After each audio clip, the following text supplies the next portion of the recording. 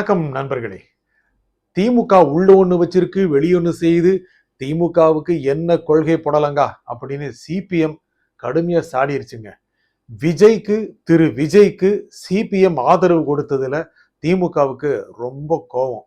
நிறைய பேர் மேல கோபம், காங்கிரஸ் மேல கோபம், சிபிஐ மேல கோபம், சிபிஎம் மேல கோபம், இந்திய யூனியன் முஸ்லீம் லீக் மேல கோபம், எல்லார் மேலேயும் கோபம். நம்ம ஓட்டை வாங்கிட்டு அவங்க போயிட்டாங்களே அப்படின்னு திமுக ரொம்ப நினைச்சது.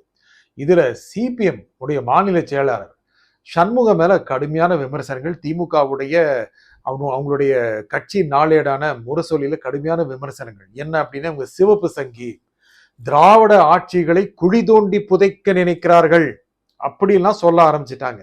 அப்ப அர்த்தம் என்ன அப்படின்னா, இங்க திராவிட கட்சி இருக்கக்கூடாது, இங்க கடுமையான எப்படியாவது மாற்று கட்சி வந்துடணும் அப்படின்னு பிஜேபியை காட்டி கடுமையான விமர்சனங்கள். இதுக்கு என்ன காரணம்னா, விஜய் ஆட்சிக்கு வந்துட்டாரு, இது திமுகவால் ஏற்க முடியவில்லை. ரொம்ப டீசெண்டா சொல்றது, கொஞ்சம் இறங்கி வந்தா பொறுக்க முடியவில்லை. திமுக ரொம்ப பதற்றமா இருக்கு. யார் யாரு தாவேகாவுக்கு ஆதரவு கொடுத்தாங்களோ அவங்களை எல்லாம் கடுமையா விமர்சனம் பண்ணணும். அப்படிதான் திமுக சிபிஎம் பண்ணுச்சு. அதுல சிபிஎம் ஒரு போஸ்டர் போட்டுச்சு பாருங்க, என்னன்னா திமுக பிளஸ் அதிமுக பிளஸ் பாஜக இது கொள்கை புடலங்காய் அப்படின்னு சொல்லிருச்சு. அதுல ஏஐல செய்யப்பட்ட போஸ்டர் தாங்க. இப்ப எல்லாரும் ஏஐ தான் போஸ்டர் பண்றாங்க. அதுல சிபிஎம் ரொம்ப அட்வான்ஸ்டா போய் இப்படி விமர்சனம் பண்ணிட்டாங்க.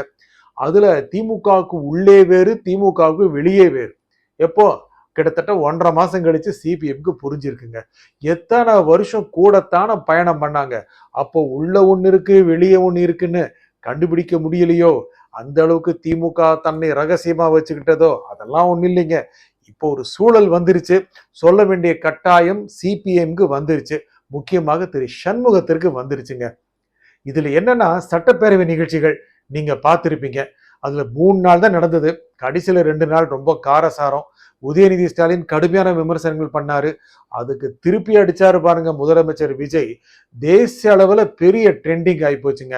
அதுல பல முக்கியமான அம்சங்கள் உங்களுக்கு தெரியும். இப்படி பண்ணது, அப்புறம் அந்த வயசானவர் இப்படி தேடினாரு, உங்க அப்பா எங்கேயும் தேடிட்டு இருக்கேன்னு சொல்றது, இதெல்லாம் ரொம்ப பெரிய தாக்குதலை திமுக மேல தொடுத்துருச்சு.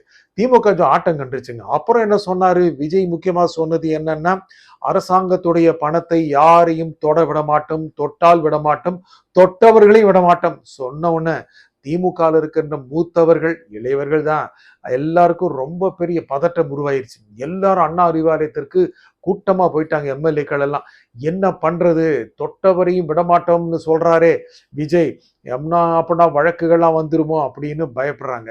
இதுல சிபிஎம் என்ன பயம் இருக்குங்க, அவங்க என்ன ஆட்சியிலேயே இருந்தாங்க, அதனால அவங்க எளிதா நல்லா அடிச்சு விளையாடுறாங்க. முக்கியமாக விஜயுடைய சட்டப்பேரவை பேச்சை சிபிஎம்ல இருக்கின்ற மூத்த தலைவர்கள் விமர்சனமும் பண்றாங்க. இந்த மாதிரி பேசியிருக்க வேண்டாம் அப்படின்னு. அவங்களாம் ரொம்ப ஒரு பழங்காலத்து மனிதர்கள். இன்னும் கொஞ்சம் போனா பூமர்கள். இது பூமர்கள் காலம் அல்ல, இது ஜென்சி காலம். சட்டப்பேரவை ஜென்சி விரும்புகின்ற சட்டப்பேரவை. பூமர்கள் எல்லாம் ரொம்ப மரியாதையா பேசுவாங்க, குறிப்பெடுத்து பேசுவாங்க. அப்புறம் உங்களுக்கு தெரியும் ஆட்சியில் என்னென்ன பண்ணுவாங்க அப்படின்னு நான் சொல்ல வேண்டாம். விஜய் அவர்களை சொல்லிவிட்டார், முதலமைச்சர் விஜய் அவர்களை சொல்லிவிட்டார், எல்லா துறைகளிலும் பார்ட்டி ஃபண்ட் போகுது, கட்சி நிதி போகுது அப்படின்னு. கட்சி நிதி தாங்க இன்னைக்கு தமிழ்நாடு முழுக்க ட்ரெண்டிங்கான வார்த்தை. அப்படி கம்ப்யூட்டர்ல போட்டீங்க வைங்க, சும்மா 100 வீடியோ 100 கண்டென்ட் வந்து சேர்ந்துடும். அந்த கட்சி நிதி அப்படிங்கிறதைய பிரபலப்படுத்தியதே இந்த ஆட்சி தான். முன்னால் இருந்த ஆட்சிகள் எல்லாம் திமுக, அண்ணா திமுக எல்லாம் ஓரளவு புரிதலோடு அதை செயல்படுத்தின. ஆனா இப்போ ஒரு புதுசா ஒருத்தர் வந்துட்டு கட்சி நிதியெல்லாம் வேண்டாங்கோ அப்படின்னு சொல்றத பார்த்தா இந்த திராவிட கட்சிகளுக்கு பயங்கரமா புளிய கரைக்குது.